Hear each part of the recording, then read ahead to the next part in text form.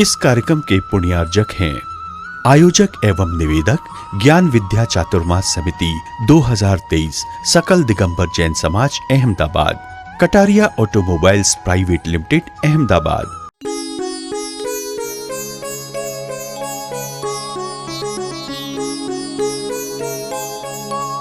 लेकिन अध्यात्म का रस, उससे तो थोड़ी सी देर तृप्ति होती है, लेकिन अध्यात्म का रस पूज्य कुंद कुंज स्वामी के द्वारा दिया गया रस, आचार्य भगवंतों के द्वारा दिया गया रस पीते पीते शाश्वत सुख की प्राप्ति होती है, तृप्ति होती है। हाँ, कुछ तो हासिल किया है। कई बार जीवन में प्रतिकूलताएं आती हैं तो सुलझने का अवसर प्राप्त होता है। घबराओ मत, कोई कुछ नहीं कर सकता है। ये सब बाहर बाहर की बातें हैं, मेरे भीतर आत्मा में कोई प्रवेश नहीं कर सकता। मुझे अपना इसी वक्त से पुण्य और सघन करना है। अगर मेरा पुण्य सघन है तो कोई मेरा बाल बांका नहीं कर सकता, और अगर करेगा भी तो तन का करेगा। मेरे चेतन का बिगाड़ तो मुझसे ही होता है, और कोई माई का लाल मेरी चेतना का बिगाड़ नहीं कर सकता। इसने मेरा बिगाड़ किया, ये सोच करके इन दुर्भावों से जरूर आपका बिगाड़ होगा। चाहे तलवार भी मारने आ जाए, पर मुनिराज सोचते नहीं, ये मेरा कोई बिगाड़ नहीं कर सकता, मैं अखंड हूँ, मुझे कोई खंड खंड नहीं कर सकता। ये बेचारा कर्म का मारा है, कषाय के आवेश में है, करुणा भाव से उसको आशीर्वाद देते हैं। फलतः भीतर से ऐसे कर्म कटते हैं कि चार घातिया कर्म का विनाश हो जाता है, और उपसर्ग करने वाले की तलवार रुक जाती है, उन्हें केवल ज्ञान की प्राप्ति हो जाती है। ये दृश्य आपने कई सुने हैं पौराणिक ग्रंथों में। धन्य है। इसीलिए प्रभु हमें ऐसी शक्ति दे कि हमारा कभी भी कोई शत्रु न रहे, हर कोई को देखे तो मित्रता की दृष्टि से देखे। कितना अच्छा लगता है जीवन, कोई शत्रु नहीं हमारा, सब मित्र, सब अपने से, वसुधैव कुटुंबकम। ऐसी भावना हमारी बनी रहे। अध्यात्म भावना से न हो मन दोलायमान, कभी कांतिमान द्युतिमान अनुपम अभावान आत्मा का मिटे भव भ्रमण सभी शेष। कितने भव रहे? अब एक भव ही रहे। चेतना को सदा मंगल ज्ञान ही, इस भावना से भाव मंडल ज्ञान पर्वत से स्वानुभूति झरने सी झरती रहे, जिन देशना से सही दिशा। कौन सा प्रातिहार्य बताइएगा? बोलो, ये कौन सा? पीछे नहीं देखना, बोलो। हाँ, ज्ञान पर्वत से स्वानुभूति झरने सी झरती रहे, जिन देशना से सही दिशा। विकारों का कलमश धुलता रहे, जानुभूति का संगीत बजता रहे, इसी उद्देश्य से दिव्य ध्वनि। हाँ, कुल कितने हो गए प्रातिहार्य? 8। अशोक वृक्ष, पुष्प वृष्टि, सिंहासन, दुंदुभि 4, छत्रत्रय 5, चवर 6, भामंडल 7, और 8वां है दिव्य ध्वनि। हरण हो किसका? शरण हो और वरण हो। 3 चीजें हो गई। पूरी कविता बोलिएगा। हरण हो, शरण हो, वरण हो, इस कामना से समर्पित है अष्ट।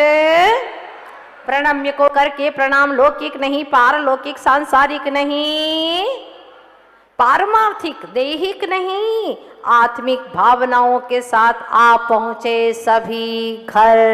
इसमें से कोई सांसारिक तमन्ना की है क्या? बोलो, नहीं। सब यही भावना भाई है, सब जीव सुखी रहें और हमें भी अपने मोक्ष धाम की प्राप्ति हो, और इसके अलावा कोई तमन्ना नहीं रखी। इस भावना से भक्ति करोगे तो अवश्य ही सिद्धालय पहुंचोगे। प्रत्येक धर्मानुष्ठान में रहते थे विद्या संग, तभी तो उनके मानस में शैशव से ही पुण्य तरंग हो रही थी। आज सोमवार है, ये विषय कल ही चलने वाला था, लेकिन एक दिन कम चला, इसलिए नहीं तो कल ही आने वाला था सोमवार के दिन।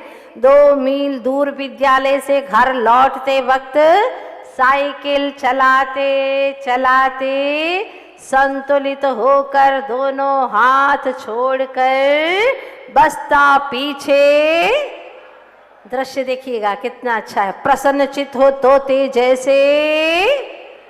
हाँ, मन में बड़ा आनंद रहता, कोई विकल्प नहीं। कहते हैं ना, जिंदगी चाहे जो कुछ भी परोसे, जिंदगी चाहे जो कुछ भी परोसे, हमारे मन का जायका ना बिगड़े। हमारे मन का जायका नहीं बिगड़ना चाहिए, मन सदा प्रफुल्लित बना रहे। ये है जीने का तरीका, ये है भेद ज्ञान और जिन धर्म को अंगीकार करने का तरीका। अगर किया है तो ये सफलता होना चाहिए। दोनों हाथ छोड़कर बसता पीछे टांग कर प्रसन्न चित्त हो तोते जैसे उड़े जा रहे थे। इसी बीच में क्या हुआ देखिएगा। तभी बेड़ की हाल से लौटते सदलगा की और मल्लप्पा जी ने देखा ज्यों ही। कौन थे वो? उन्हीं के लाल विद्याधर। स्तब्ध रह गए त्यों ही। छोटा बच्चा है, कभी भी चूक सकता है, गिरते ही न जाने क्या हाल हो सकता है। आते ही घर महावीर और उसकी माँ को बताया सारा। किसने? मल्लप्पा जी ने। देखो आज मैं क्या देख करके आया हूँ। हाथ छोड़ करके साइकिल पर फर्राटे से चला जा रहा था, अगर ऐसे गिर गया तो उसका क्या बुरा हाल होगा। महावीर और उसकी माँ को बताया सारा हाल कर रहे थे। प्रतीक्षा कब आएगा? क्या पुरस्कार देने के लिए प्रतीक्षा कर रहे थे? बोलिए ना। नहीं नहीं नहीं, अच्छी खासी डांट पड़ने वाली है। आज तो विद्याधर जी की शामती आ गई, समझ लीजिए। पता नहीं क्या होने वाला है। आते ही विद्या के देर तक। विद्याधर जी का चेहरा देखिएगा जरा, देखिए कैसे खड़े हैं, अपनी गर्दन नीचे किए। आते ही विद्या के देर तक बरसते रहे जी भर कर, करके वक्र दृष्टि श्रीमंती की ओर टेढ़ी दृष्टि कर करके वह बरसते रहे मल्लप्पा जी। समझाती क्यों नहीं अपने बेटे को? क्यों तोड़ना चाहता है अपने हाथ पैर को? होकर गंभीर निकट आ कहने लगे, कल से तुम्हें साइकिल नहीं दी जाएगी। छाता भाव सारा वातावरण एकदम स्तब्ध हो गया। सुन पिताश्री की बात, बोले गंभीरता से, आपका चिंतित होना सही है। देखिएगा विद्याधर जी कैसी भाषा का इस्तेमाल करते, क्या कहते? आपका चिंतित होना सही है, पर आपका विद्या अब छोटा नहीं है। मैं बड़ा हो गया हूँ, माता पिता के बीच खड़ा हो दिखाने लगा, देखो ना मैं कितना लंबा हो गया हूँ अब। सुन बचकानी बात उसकी, हंस पड़े सब। इस तरह से गंभीर वातावरण में कैसा मंगलमय वातावरण बनाना, ये तो कोई सीखे उनसे। निराश्रित के प्रति सहयोग भाव देखिएगा, उनका जीवन कैसा था। निराश्रित के प्रति, छोटों के प्रति वात्सल्य भाव, धर्म के प्रति, धनवान के प्रति समभाव, मुनियों के प्रति भक्ति, विषयों के प्रति, तीर्थों के प्रति वंदना भाव, दुखियों के प्रति। हाँ, एक एक पंक्तियां बहुत महत्वपूर्ण है कि जीवन कैसे सलीके से जिया जाए। अपनों से बड़ों के प्रति कैसे करना, आपस में वार्तालाप और वस्तु का आदान प्रदान, नागरिक शास्त्र के अध्ययन से सीखी एक एक बात जीवन में। कक्षा में एक गरीब था छात्र, ज्यादा गरीबी के कारण भूख से उसकी एक दिन हो गई मौत। छात्र था पर गरीबी के कारण से उसकी मौत हो गई। सुनकर यह बात कि वह गरीबी से मर गया, यह हादसा मन में घर कर गया, वैराग्य का कारण बन गया। सोचने लगे विद्या कि मुझे भी एक दिन यूं ही, लेकिन मुझे कुछ करके या कुछ बन के जाना है। लोहे को जंग लगाकर खत्म करने से बेहतर है इसे इस्तेमाल करें, कर लिया यह निश्चय। और कोई बच्चा होता तो सोचता, देखो गरीबी के कारण से मर गया, अपन तो खूब पैसा कमाएंगे, काय को गरीबी में मरेंगे, यही सोचेगा ना। लेकिन इनने क्या सोचा, जो मर गया एक दिन मुझे भी मरना है, लेकिन यूं ही नहीं जाना है, कुछ बन के जाना है, कुछ करके जाना है। ये जीवन तो लोहे की भांति है, जंग लगा करके सड़ाने से क्या मतलब है, इस्तेमाल करो इसका।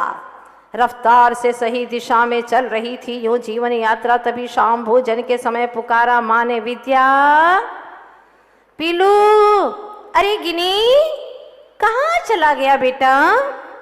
देखा द्वार खोलकर अकेला अकेला खेल रहा था, अकेला अकेला खेल रहा था, कोई दूसरे की आवश्यकता ही नहीं थी। वो खेल ऐसे खेलते थे, कई खेल जिसमें दूसरे की ज़रूरत ही नहीं होती थी। मालूम था ना बड़े होकर के मुझे कुछ अकेले ही ऐसे ही रहना है और आत्म क्रीड़ा ही करना है। जानते थे वह, अपना यहाँ न कोई अपने को जान ले, पर्याय नाशवान है जिनवर की मान ले, जाना स्वयं को जिनने भी भगवान हो गए, अपने स्वभाव से तुम्ही अनजान हो गए। क्यों अनंत सुख के धारी होकर के परेशान हो रहे हो? आचार्य भगवान बार बार समझाते हैं, तुम सच में अनादि से अकेले ही हो। विश्वास करो, सुख दुख का संवेदन अकेले कर रहे हो कि नहीं? बोलो, बिल्कुल अकेले ही कर रहे हैं। हाँ, अपना सुख दुख का संवेदन अकेले ही करना होता है। बस देखा द्वार खोलकर अकेला अकेला खेल खेल रहा था। एक गोटी के बाद बारीक सी धूल डालकर झट जमा देता दूसरी गोटी, गोटी पर गोटी रख रहा था, एक पर एक 7 गोटी। कितनी गोटियां? जिसको आप कंचा भी बोलते हैं ना, हाँ, अंटिया, कांच की गोलियां, वो एक के ऊपर एक 7 जमा करके रख दी इन्होंने। एक पर एक 7 गोटी जमा चुका था। यूं देख अचंभित हो गई। कौन? नहीं जानती थी वह कि सप्तम गुण स्थान को छूने वाला है। यह 7 गोटी जमा दी थी, सप्तम गुण स्थान को छूने वाला है यह। जैसे बालक भद्रबाहु ने जमाई थी पूरी कितनी? 14 गोटी हुए थे 14 पूर्वों के।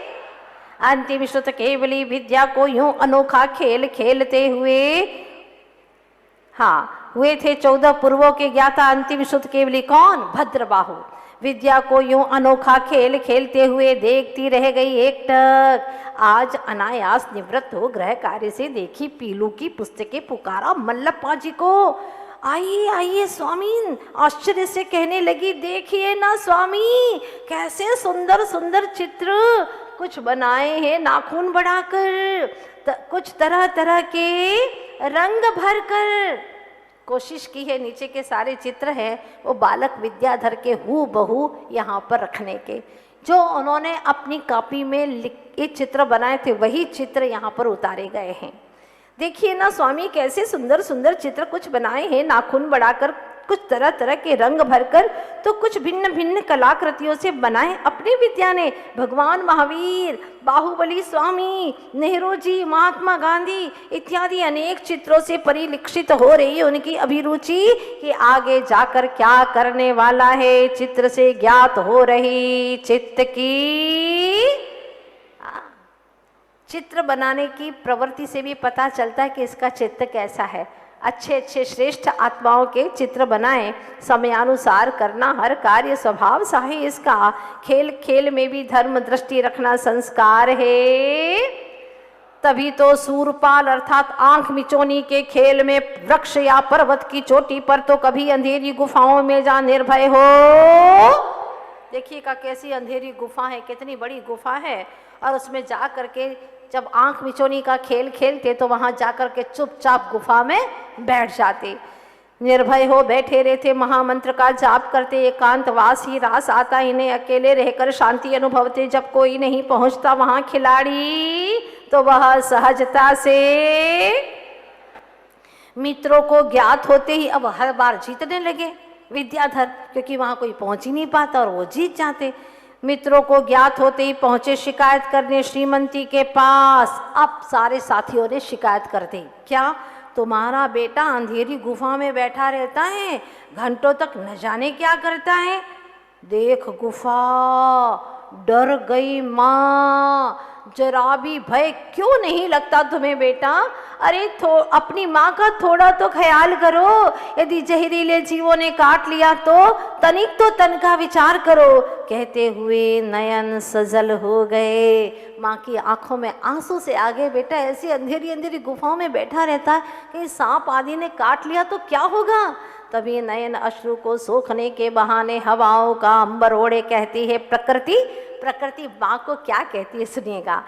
विषय विकार का जहर जीवों के जहर से भी अधिक खतरनाक, यह जहर तो कुछ देर ही दुख देता है, किंतु विषय तृष्णा की नागिन का जहर जन्मों जन्मों तक दुख देता है।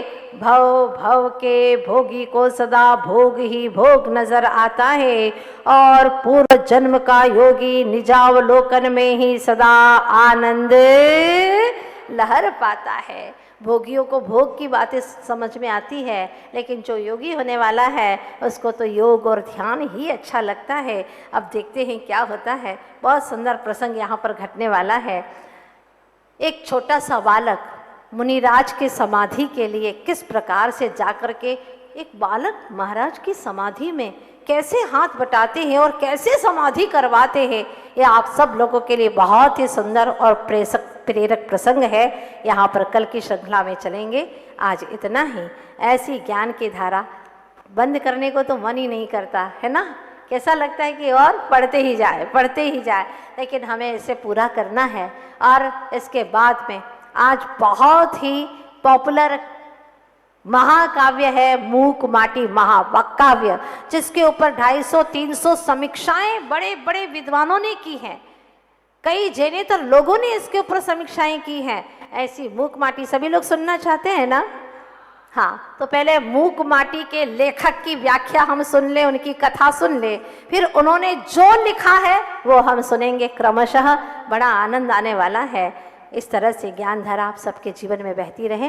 बहे ज्ञान धारा जन जन में, यही अर्ज हमारी, हाँ यही अर्ज हमारी। कर्म धार में डूब रहे हम, आए शरण तिहारी।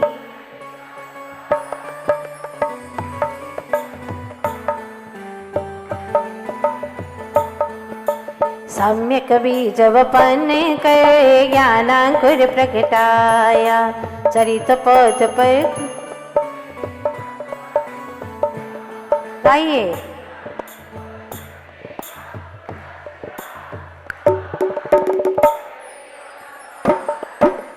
यही अर्ज हमारी, हाँ यही अर्ज हमारी। गुरु के चरण कमल में अपना जीवन वारो।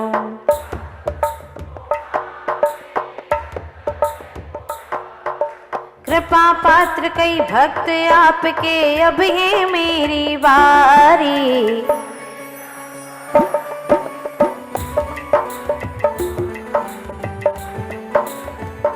पूरी कहानी सुनेंगे ना आप लोग?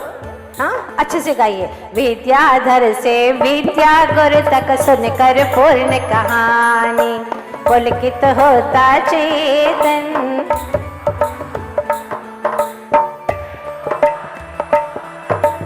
मिल गए तारणहारी, वही ज्ञान धारा जन जन में।